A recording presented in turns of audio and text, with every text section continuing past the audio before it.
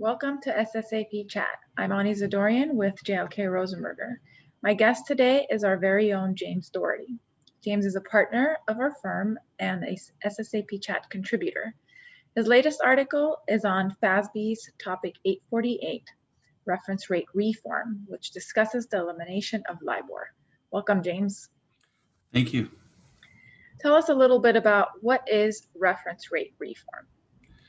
Well, we've been using a reference rate for a very long time. It was called the London Interbank Offer Rate, or the LIBOR rate.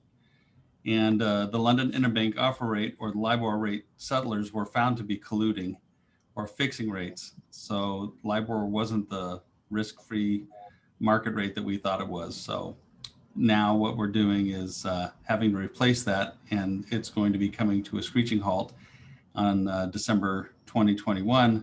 So there has to be some type of alternate reference rate for people to use. All right, so what guidance do we currently have regarding this reform?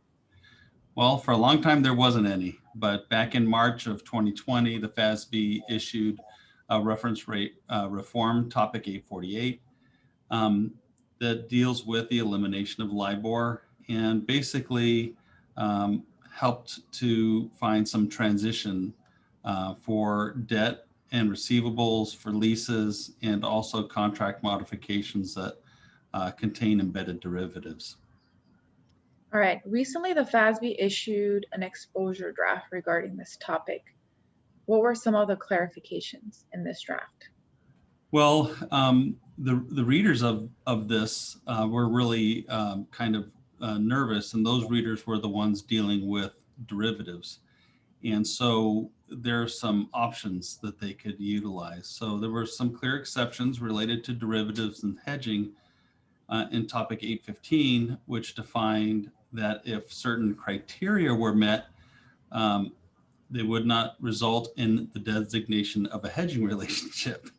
So, so there started this new exposure draft, which we're talking about today, which just was issued on October 29th, 2020. And this exposure draft is doing providing some scope adjustments for Topic 848 and providing optional guidance that can be applied to derivative instruments. Okay.